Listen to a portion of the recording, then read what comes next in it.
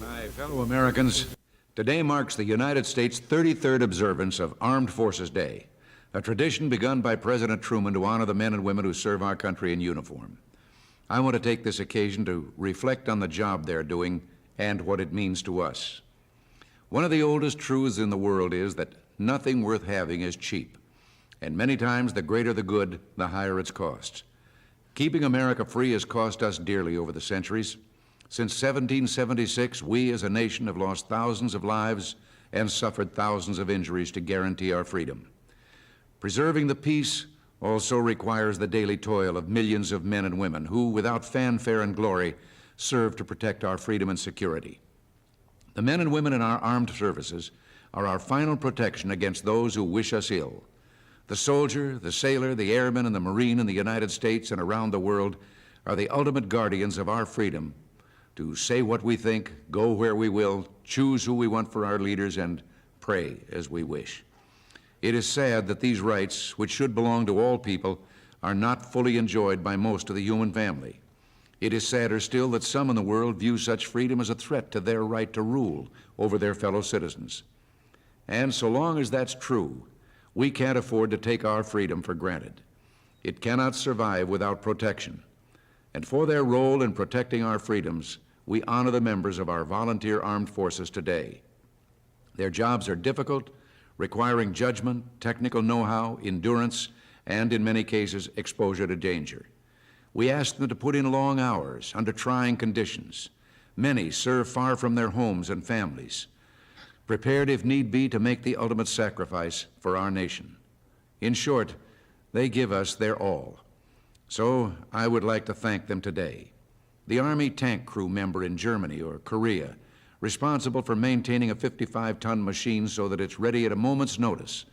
The sailor in the Indian Ocean who's been away from home for 4 months and is working 18 hours a day in a hot engine room or carrying chocks for returning aircraft. The Air Force security policeman guarding our nuclear alert aircraft in the Texas heat or the North Dakota winter. The Marine squad leader on Okinawa working with his men to provide the most efficient combat team in the world. All these people and the rest of their comrades in arms we thank today.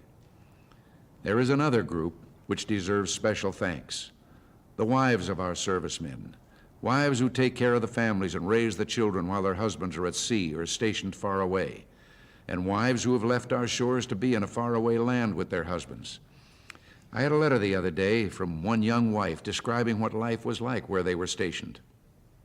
I could read homesickness between the lines, but not one word of complaint, only great pride in what her husband is doing.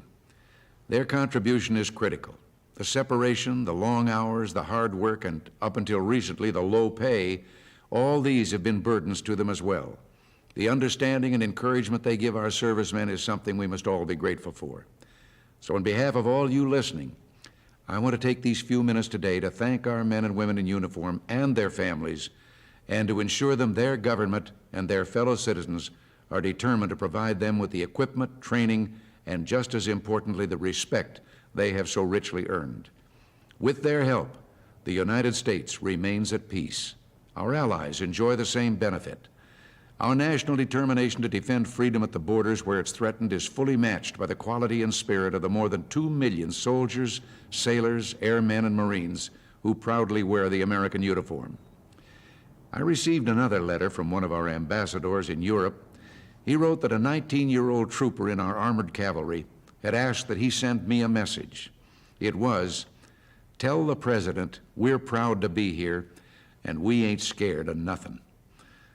In James Michener's book, The Bridges at Toko-Ri, he writes of an officer waiting through the night for the return of planes to a carrier as dawn is coming on.